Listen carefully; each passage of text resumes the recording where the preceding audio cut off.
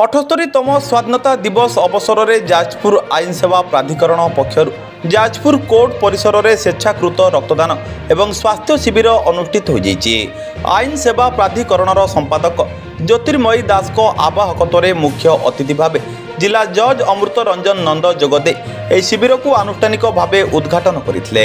ए कार्यक्रम में राज्य आईनजीवी परिषद उपाध्यक्ष राजीव महांती, पूर्वतन पौराध्यक्ष भव प्रसाद दास, जिला वकिल संघर सभापति प्रवीर राय, संपादक अनंत वासुदेव मिश्र, वरिष्ठ आईनजीवी दिलीप दास, प्रताप राय, सीतांशु महांती प्रमुख उपस्थित रही रक्तदाता मानक उत्साहित करते। विचारपति आईनजीवी समेत विभिन्न कोर्टर कर्मचारी सामिल हो रक्तदान करते। शिविर में मोट 50 यूनिट रक्त संग्रह कर स्वास्थ्य शिविर में वरिष्ठ भेषज, चक्षु एवं दंत विशेषज्ञ माने सामिल होई विचारपति आईनजीवी समेत वरिष्ठ नागरिक मानक स्वास्थ्य परीक्षा करते।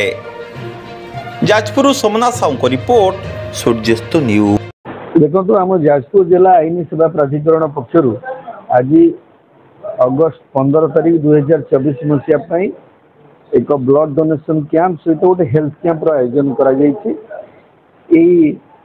ब्लड डोनेशन कैंप रे जाजपुर जिलार विचारपति आरंभ करी जाजपुर जिलार समस्त कोर्ट कर्मचारी सर्वोपरि 3टी बार एसोसिएशन सभ्य कर्मकर्ता माने जोग देइछन्ति एवं एडवोकेट, कोर्ट स्टाफ एंड जजेस मानक द्वारा आज ब्लड डोनेशन कैंप करा जाउछि एवं सेमाने मध्ये रक्तदान करिछन्ति एवं ए अवसर रे आउ एक हेल्थ कैंप रो मध्ये आयोजन करा जाइछि। जो हेल्थ कैंप रे जाजपुर कोर्ट परिसर रे कार्यरत विचारपति आरंभ करी समस्त स्टाफ और सबू वकिल माने सेमानकर स्वास्थ्य परीक्षा कराई नेबे एवं यह एक उत्तम पदक्षेप एवं गोटे भल वार्ता मध्य जाइछि।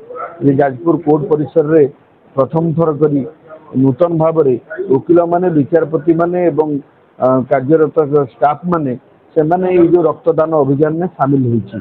ए अवसर रे मु मध्य राज्य आईनजीवी परिषद पक्षरु समस्त को धन्यवाद और साधुवाद जनाऊँ।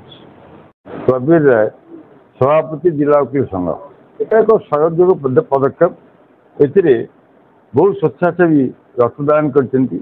रक्तदान एक महदान एवं या छड़ा आई स्पेशलिस्ट, डेंटिस्ट एवं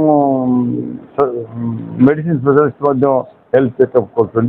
तेणु आम प्रथम धन्यवाद देवा जो माने ब्लड डोनेशन करछन्ति अशेष अशेष धन्यवाद एवं आईन सेवा प्राधिकरण तरफ ये आयोजन कराई जुडिशियल अफिसर मैंने रक्तदान कर मोर अशेष अशेष कृतज्ञता और धन्यवाद।